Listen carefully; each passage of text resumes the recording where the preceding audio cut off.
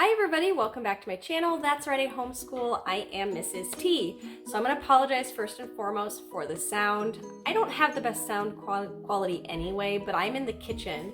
And next to the kitchen we have some bookshelves that are mostly kid books. A lot of them are middle grade and younger. I'm going to show you right now a quick preview. So we have some up there, books all around, and then we have some cookbooks as well.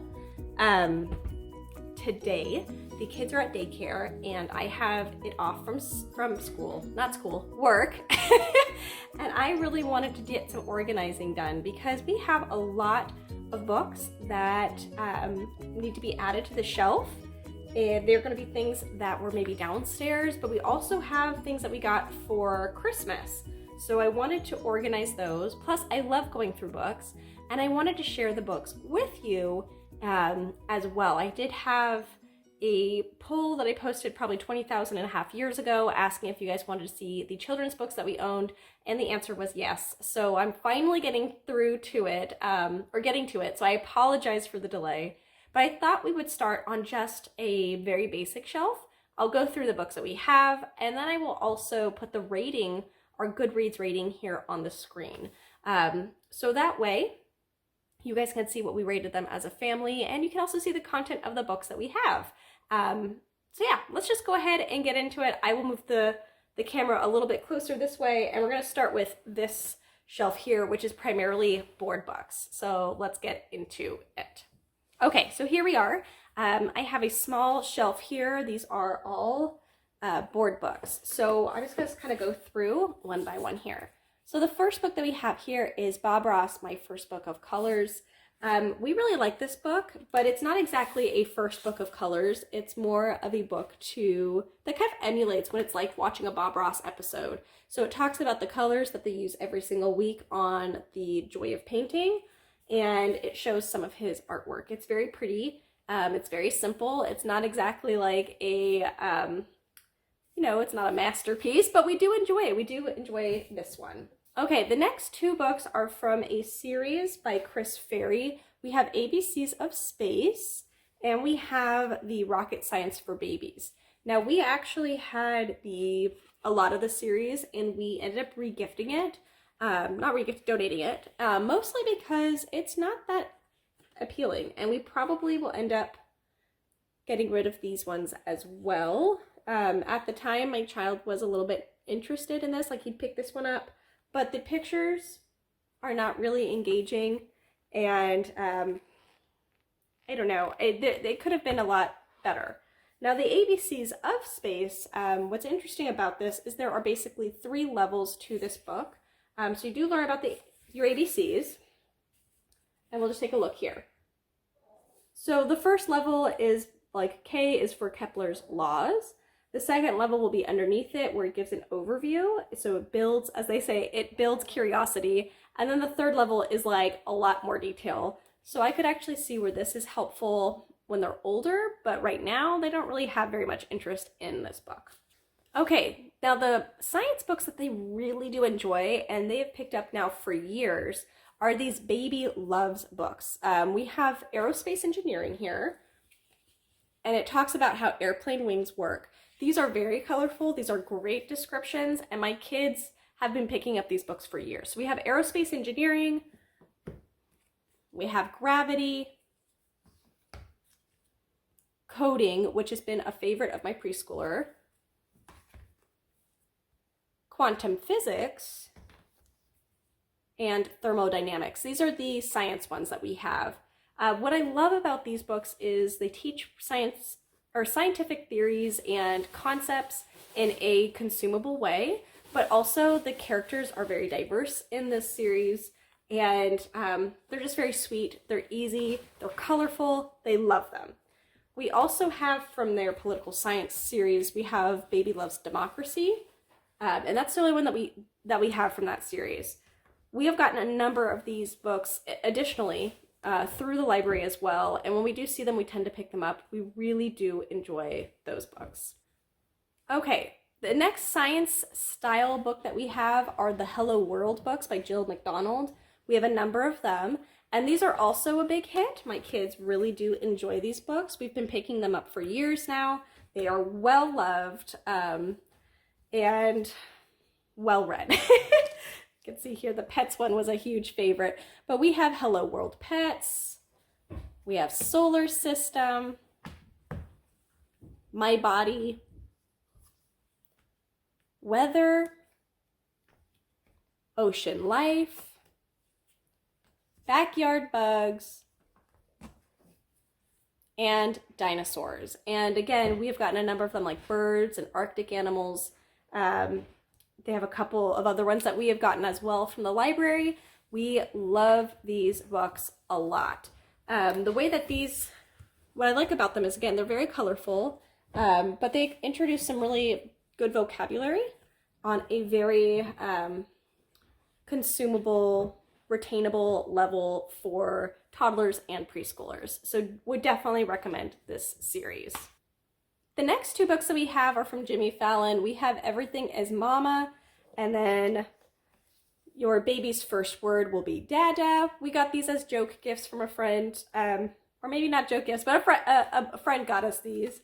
And they're, for whatever reason, my kids really enjoy them. They are very simple, and I'll be honest, I'm not a big fan of the Dada one, because throughout the entire book, let me see if I can get a good example here. Throughout the entire book, the dad animals are pretty grumpy and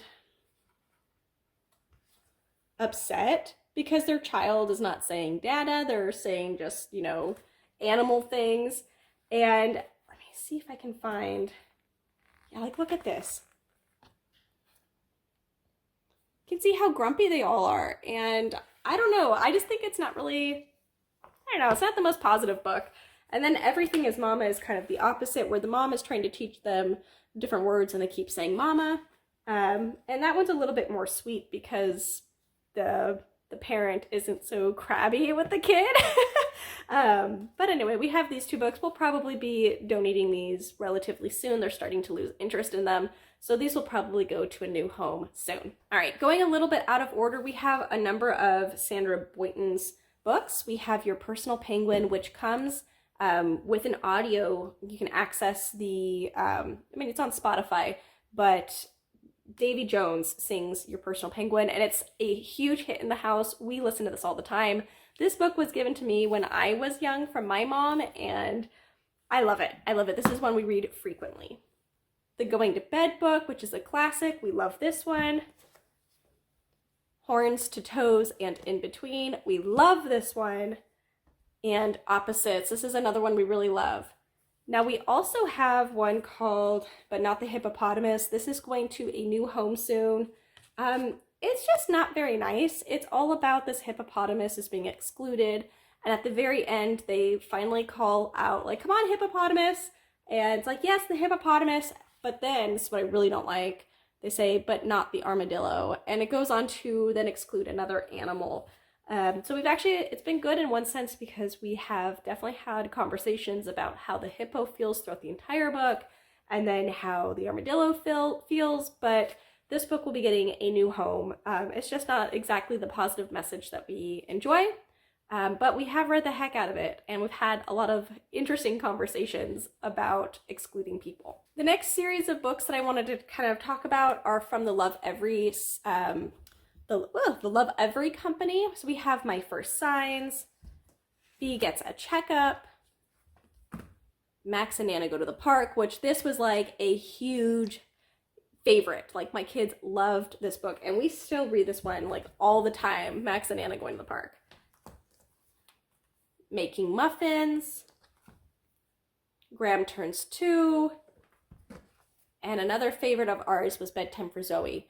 These books are really nice. They are photographs, and they tell a little story that they can relate to. So in this one, Zoe is taking a bath, gets water in her eyes, but it's all about just everyday things. We stopped the Lovevery boxes when my oldest turned 2, so it's been a little while, but we do still read these board books. We do really enjoy them. Maryann Richmond is an author who does these cute little books with beautiful art. So we have a number of them. We got them from a box set in Costco. Now, a couple of them were a bit religious, so those ones we actually have given to friends that aligned more with their, I don't know, with what they teach at home. But the ones that are more secular, I guess more just for everyone, are the ones that we kept. And that is If I Could Keep You Little, I Love You So, Hooray for You, You Are My Kiss Goodnight, I Believe in You, and You Are My Heart. These books are beautiful. I will say my kids do not pick them up very often, but when they're having a bad day, I tend to be a little bit specific and a little intentional, I should say, and I pick up these books and they love them. It's like the perfect book to snuggle and give them the encouragement in a really positive, peaceful kind of book, and it's been a really good fit for them. All right, and then the last couple of books that we have 2 of these good night books. This one was gifted to us by a friend when my oldest was really obsessed with farms. That's Goodnight Tractors, and then we also have a Goodnight one that's associated to the state that we live in. And then those are good. We've enjoyed them, but they're not like they're not life-changing. They'll eventually go to a new home when we get a couple more reads out of them.